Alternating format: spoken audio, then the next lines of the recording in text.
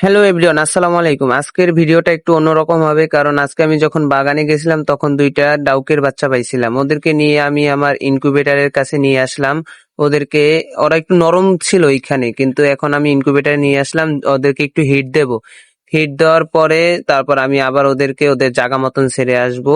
এখন ইনকিউবেটরের এক কিনারে ডিমের পাশে রেখে দিলাম, দেখি কি হয়। ওরা হিটে যদি শক্ত হয় তাহলে ছেড়ে দেবো, আর যদি না শক্ত হয় তাহলে আমি রেখে দেবো। ওদেরকে লালন পালন করব, কিন্তু দেখি কি হয়।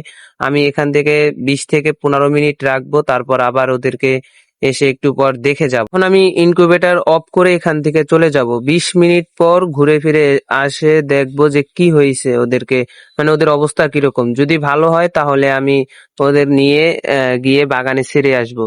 এই তো আমি ঢাকনা খুললাম, ঢাকনা খোলার পর দেখি যে ওদের অবস্থা অনেক ভালো। একটা শুধু অসুস্থ, ওরে কিছু করার নাই, বেশি হিটে থাকলে আবার মরে যেতে পারে ওরা। তাই আর কি ভাবতেছি যে ওদেরকে এবার আমি নিয়ে বাগানে গিয়ে ছেড়ে আসবো। এখন যাই, যে বাগানে বাগানে চলে আসলাম। বাগানে চলে আসার পর আমাদের এইখানে ধান খাত আছে, এই ধান খাতের পাশের থেকেই ওদেরকে আমি নিছিলাম। তো ওদের জায়গা মতো আবার ওদেরকে ফিরিয়ে দিয়ে আসবো। এই দুইটা তিনটা এখানে আছে, তিনটা ছেড়ে দিয়েছি। ওদের মা একটু পরেই আসবে ওদেরকে নিতে। তো একটা এখান থেকে লড়তাছে না, ও একটু বেশি অসুস্থ।